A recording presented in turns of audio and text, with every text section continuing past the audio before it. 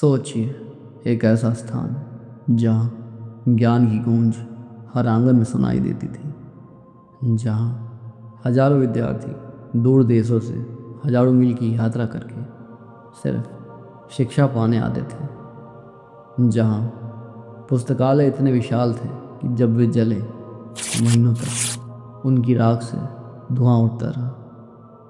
दोस्तों, यह कहानी है नालंदा विश्वविद्यालय की, भारत की उस धरोहर की जिसने पूरे विश्व को ज्ञान का दीप दिया।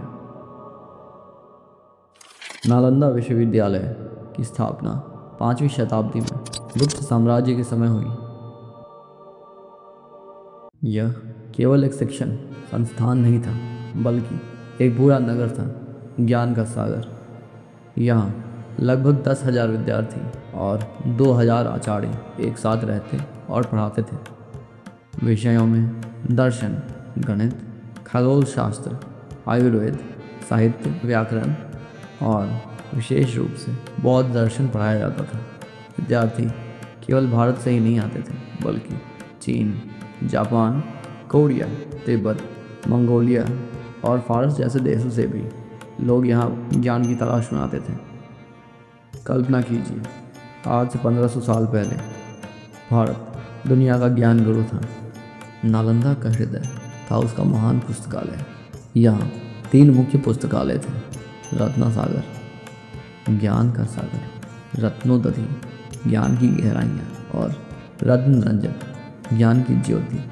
इनमें लाखों ग्रंथ और पांडुलिपियाँ सुरक्षित थीं। वेनसांग, जो चीन से नालंदा पढ़ने आए थे, उन्होंने लिखा, नालंदा की पुस्तकालयों में इतना ज्ञान है कि यदि कोई इसे जीवन भर भी पढ़े तो भी वह इसे पूरा नहीं कर पाएगा। लेकिन इतिहास गवाह है, हर स्वर्णिम युग का अंत होता है।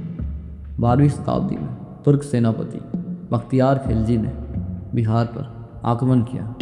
उसने नालंदा को नष्ट करने का आदेश दिया। लाखों ग्रंथों वाले पुस्तकालयों को आग के हवाले कर दिया गया। इतनी पुस्तकें थीं, कहा जाता है उनकी आग कई महीनों तक जलती रही। हजारों विद्वानों की हत्या की गई। भारत का यह ज्ञान मंदिर राख में बदल गया और ज्ञान का वह दीप जो सदियों तक जलता रहा,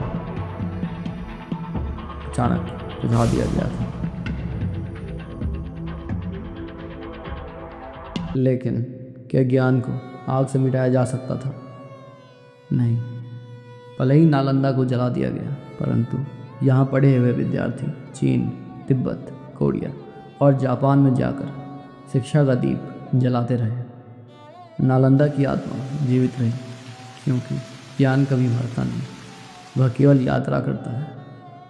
और आज वहीं खंडहरों के पास 2014 में स्थापित आधुनिक नालंदा विश्वविद्यालय हमें यह याद दिलाता है कि भारत की असली पहचान उसका ज्ञान है।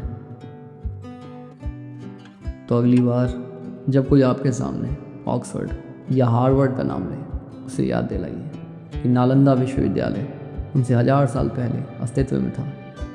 नालंदा केवल एक विश्वविद्यालय नहीं था, यह भारत की आत्मा का प्रतीक था। अब सवाल आपसे है, अगर नालंदा आज तक जीवित होता, क्या भारत का इतिहास और भी महान होता? कमेंट्स में अपनी राय जरूर बताइए। धन्यवाद। जय हिंद।